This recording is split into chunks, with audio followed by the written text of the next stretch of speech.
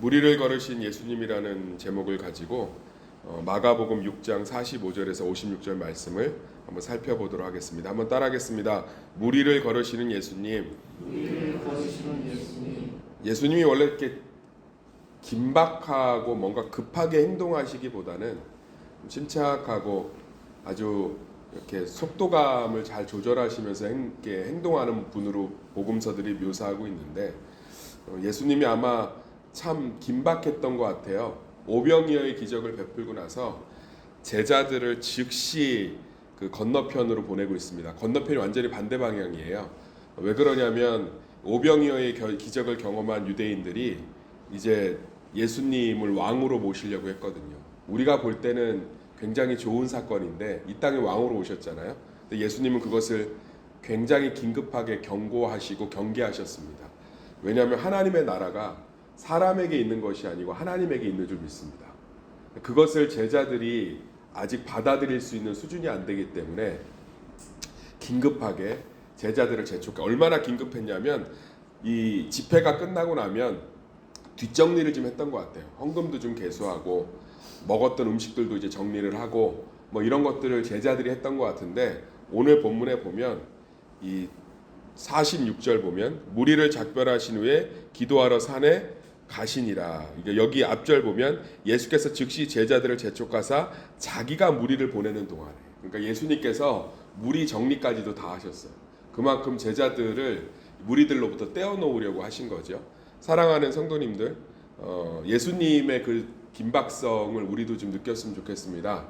하나님의 나라는 사람을 통해서 이루어지는 것이 아니고 예수 그리스도를 통해서 이루어지는 줄 믿습니다.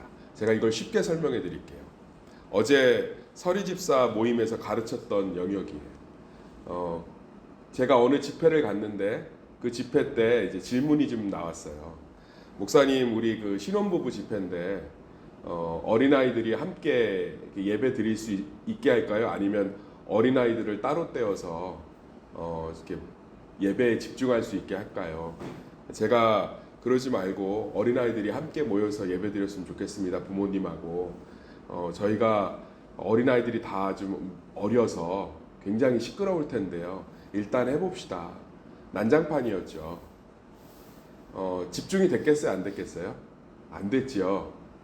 그런데 은혜는 가장 많이 넘쳤습니다. 그러니까 뭘 우리가 자꾸 놓치냐면 우리는 사람이 뭘 한다고 생각을 합니다. 그런데 은혜는 누가 주시는 거죠? 하나님이 주시는데 입으로는 고백하는데 실제로 적용을 못하는 거예요. 성경에 보면 어린아이들을 내쫓지 말라고 그랬어요. 순수한 어린아이들이 아니에요. 그 당시 어린아이들도 똑같이 예수님 설교하시는데 장난치고 시끄럽게 하고 어렵게 하고, 그러니까 제자들이 꾸짖어서 못 오게 한 거거든요. 근데 예수님이 그것을 꾸짖으셨어요. 은혜는 사람에게 있는 것이 아닙니다. 사람들이 예수님을 잡아서 왕으로 삼으려고 하는데 거기서 희망이 시작되는 게 아니고 예수님 스스로가 십자가에 달리심으로 하나님과의 관계를 회복함으로 하나님이 우리 가운데 개입하심으로 은혜가 있는 줄 믿습니다. 그 얘기가 이제 계속 반복돼요. 우리는 자꾸 사람을 생각해요. 사람이 아니고요. 하나님이 우리 삶의 모든 것의 은혜의 시작점이고 모든 통로인 줄 믿습니다. 그러니까 사람이 볼 때는 제 설교 거의 못 알아들으셨어요. 왜냐하면 어린아이들이 막 자기 자녀들이 돌아다니고 하니까 신경 쓰시느라고. 그렇지만 하나님은 그 자리를 채우셨습니다. 교회는 그것을 경험하는 곳이에요. 사람은 예산이 부족해서 운영할 수 없다라고 판단해도 하나님이 채우시는 거고,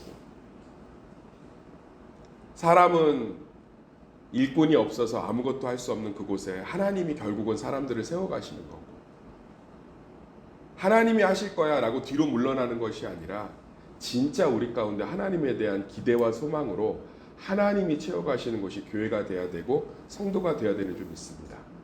예수님에게는 최고의 기회죠.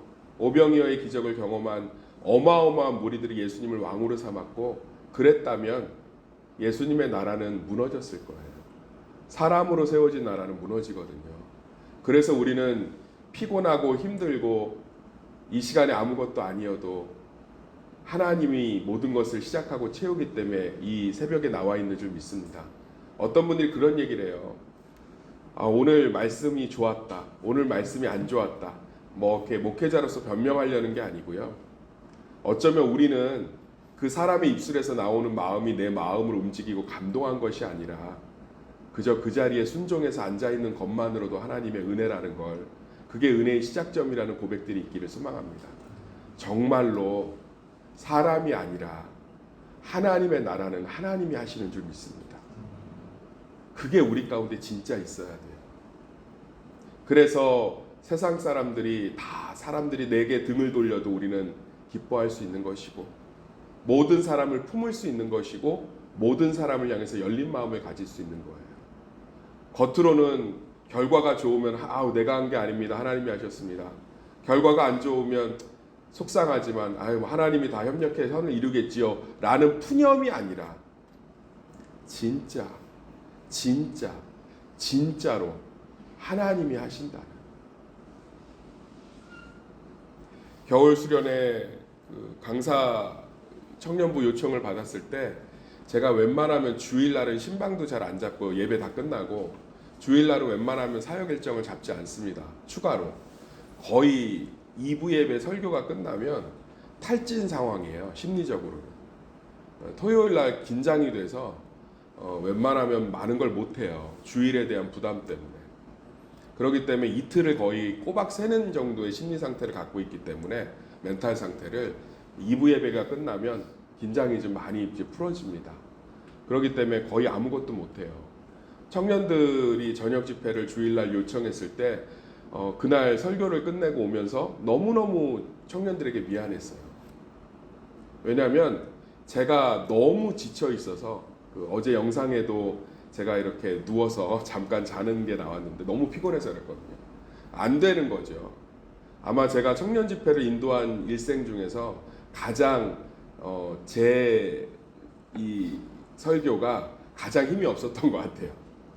그런데 청년들의 간증과 고백들을 들어보면 그 시간에 은혜를 정말 많이 받았다. 그것은 하나님이 하신 줄 믿습니다. 물에 젖은 듯한 몸을 이끌고 주님의 사명을 감당하기 위해 그 자리에 앉아 있을 때 사람이 아니라 하나님은 일하십니다.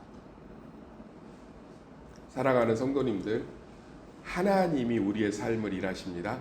우리의 가정의 주인 되십니다. 우리 일터의 주인 되십니다. 이 고백이 우리에게 참된 은혜와 자유가 되기를 소망합니다.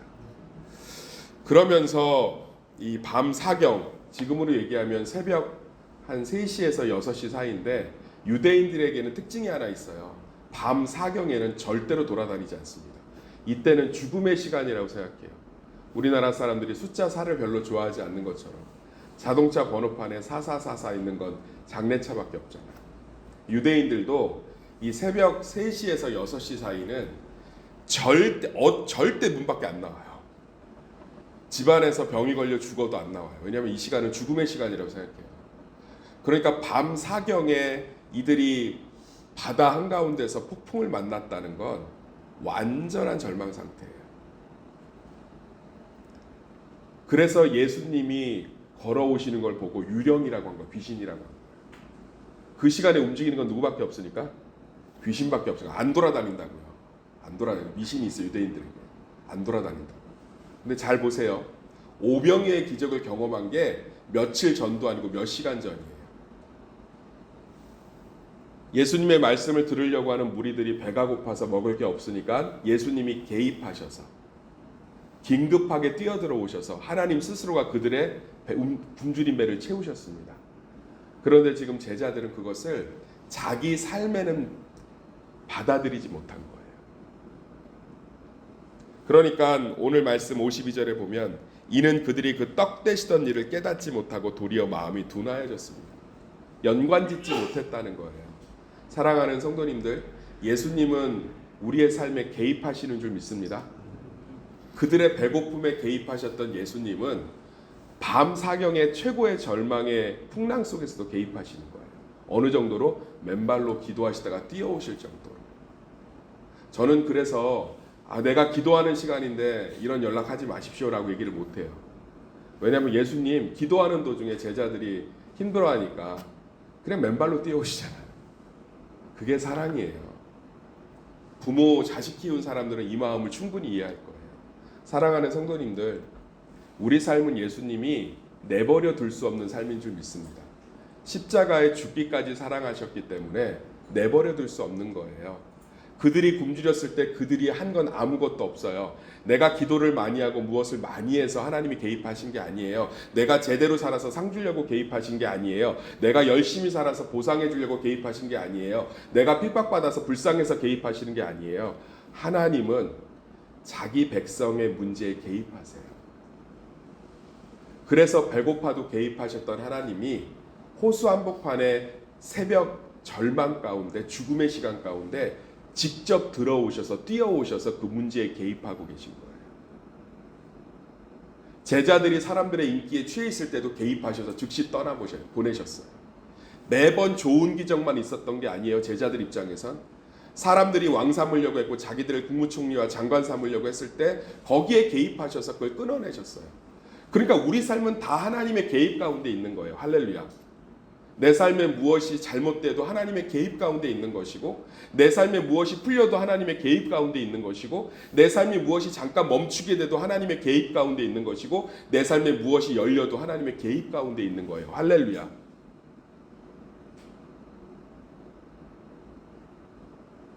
이건 놀라운 거예요. 이건 놀라운 거예요. 사랑하는 성도님들, 이 믿음으로 사시기를 간절히 소망합니다. 제자들이 몇 시간 전에 경험한 오병이어의 기적의 은혜를 누리지 못했던 건 그것을 하나의 기적으로 바라봤기 때문에 그래요. 사랑으로 바라본 게 아니라 예수님이 물고기 2마리 떡 5개 5,000명을 먹이셨구나. 눈먼 자가 눈을 떴구나. 기도해서 응답 받았구나. 치유 받았구나. 능력이 아니라 사랑인 줄 믿습니다. 개입하신 거예요. 내버려 둘 수가 없어서. 그렇다면 우리의 삶은 기적이 없어도 하나님을 누리고 경험할 수 있습니다. 하나님 우리 삶을 충만하게 지금도 개입하고 계십니다. 할렐루야. 한 2주 전에 어떤 기도 제목을 가지고 굉장히 힘들게 하나님과 씨름하는 시간이 있었습니다. 웬만하면 이 정도의 기도 제목이면 일주일이나 2주 안에 하나님께서 응답하시는데 침묵이 좀 길어지는 것 같아 저로도 상당히 답답함을 느끼고 있었습니다. 그러나 어제 예배가 마치고 잠깐 새벽 설교를 준비하면서 하나님은 그 기도에 신실하게 응답하셨고 신실하게 하나님께서는 답변하셨습니다. 그 시간이 왜 필요했는지도 이제 알 것 같습니다. 왜 하나님께서는 이 정도의 기도 제목을 평소보다 훨씬 더 오랜 시간을 침묵하셨는지 알 것 같아요.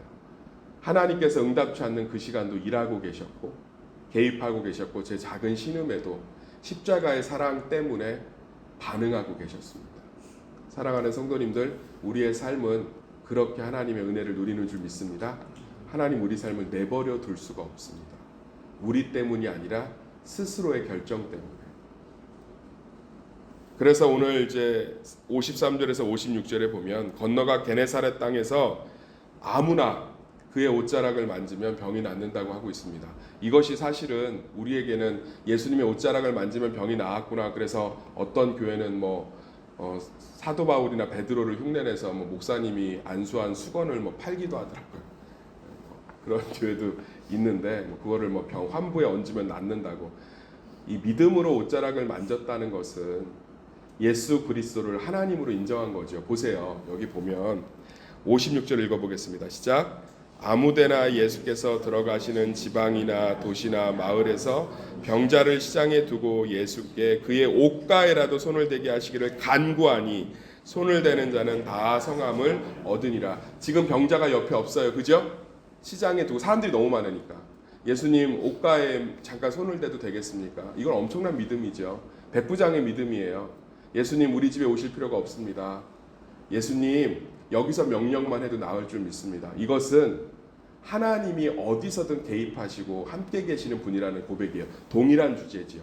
다른 사건이지만. 하나님 기도 응답이 되지 않는 그 시간도 함께 계시는 줄 믿습니다. 하나님 내가 외롭고 고독하고 외면당한다고 생각하는 그 순간에도 함께 계시는 줄 믿습니다. 옷가에 손을 대는 것은 무언가 신비로운 예수님의 능력의 천에 손을 대는 것도 의미하지만 오늘 말씀은 예수님이 없는 것 같아도 그의 옷자락에 손을 대는 것만으로도 그 아픈 현장에 예수님은 계신 줄 믿습니다. 그 믿음으로 우리 삶의 모든 것들을 바라보시길 소망합니다.